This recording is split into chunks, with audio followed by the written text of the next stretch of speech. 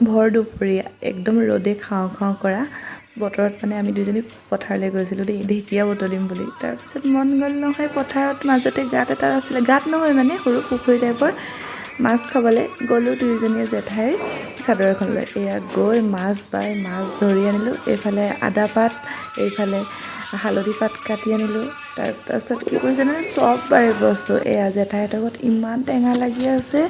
আমাৰ ঘৰত নহয় দেই জেঠাইৰ ঘৰত এয়া জলকীয়া 200 টকা কেজি দিনতো জলকীয়াৰ অভাৱ হোৱা নাই মন গৈছে একদম ছিঙি দিছোঁ এয়া জেঠাই ধুনীয়াকৈ একদম জলকীয়া গছ ৰুই থৈছে আৰু এইফালে মাছ জলকীয়া ৰচুন আদা পাত হালধি পাত কাজি নেমু চব ঠিক কৰি লৈছোঁ আৰু ৰচুন আদা এইকেইটা অলপ গ্লাছতে থেতেলিয়াই লৈছোঁ এইফালে হৈ গ'ল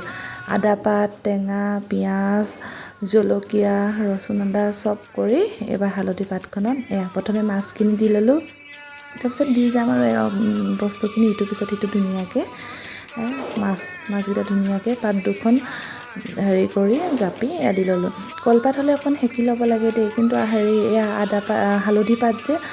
পাত মানে ডাঠ হয় নেসেকিলেও হয় এয়া দি দিলোঁ খুন্দিলোঁ আৰু ৰচুন আদাখিনি পিঁয়াজ জলকীয়া তাৰপিছত এয়া আদা দিছোঁ যদিও সেই কেঁচা আদা পাতৰ যে যিটো গোন্ধ ন মই কৈছোঁ নহয় মানে আপোনাৰ গোন্ধটোতে খাওঁ লগা এনেই মাছ পাতত দিলে ভালেই লাগে কিন্তু হালধি পাতত বান্ধি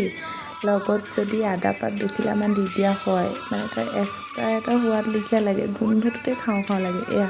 নিমখ হালধিও অলপ দি দিছোঁ আৰু এইফালে অকণমান মিঠাতেল দি দিছোঁ মিঠাতেল দিলে কি হয় জানেনে লাগি নাযায় পাতখনত লগত পুৰি নাযায়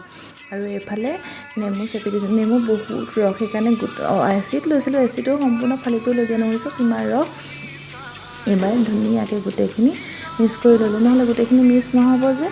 এতিয়া এনেকৈ সানি দিলে কি হ'ব গোটেই চব লাগি যাব ন তেল ৰচুন আদা টেঙা ৰস তেতিয়া মানে ভাল লাগিব এয়া ধুনীয়াকৈ সানি ল'লোঁ সানি এইবাৰ পাতখিনি ধুনীয়াকৈ বান্ধি ল'ম পাত বান্ধি পেলাই আকৌ চুম্পিয়ে কলগছৰ এইটো কি বুলি কয় নাজানো আৰু এনেকৈ বান্ধিবলৈ তাই কাটিও আনিলে আগতে এনেকৈ পাতত দি নিজে খাই পোৱা নাই দেই এনাইহে দি দিয়ে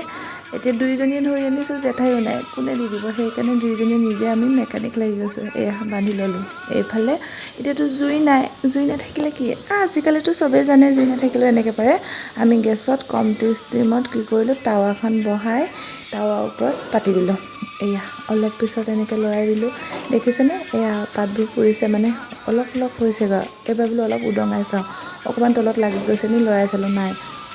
আৰু অলপ হ'ব লাগিব আকৌ কি কৰিলোঁ মহতিয়াই বান্ধি দিলোঁ তাৰপিছত ডাবৰ এটাই ঢাকি দিলোঁ এইবাৰ এয়া হৈছেগৈ আৰু পাত মানে পূৰা পুৰিলে আৰু ওপৰৰ পাতকেইখন এয়া চক মেলি দিছোঁ চাব দেই কি ধুনীয়া হৈ গ'ল দেখিলেনে এয়া একদম ধুনীয়া হৈ গ'ল ৰ'ব প্লেট এখন উলিয়াই লওঁ এয়া ধুনীয়াকৈ প্লেট এখন উলিয়াই লৈছোঁ ইয়াৰ পৰা আপোনালোকে কি কৰিব যিহেতু এনেকৈ খাওঁ ক'লেও পাৰে বা পিটিকা কৰি খাওঁ ক'লেও পাৰে আৰু আদা পাতকেইখন থাকিলে বেছি পাত লাগে যদি আপুনি ইয়াৰ পিছত যিহেতু গোন্ধটো সোমাই গ'ল আদা পাতকেইখন আঁতৰাই দিব পাৰে এয়া চব কিমান ধুনীয়া আৰু এইবাৰ এইফালে ধুনীয়াকৈ অকণমান সানি লৈছোঁ সানি পিটিকি বনাই সেয়া আজি মানে একদম কৈছোঁ নহয় এইটো এক্সট্ৰা মানে আৰু নিজে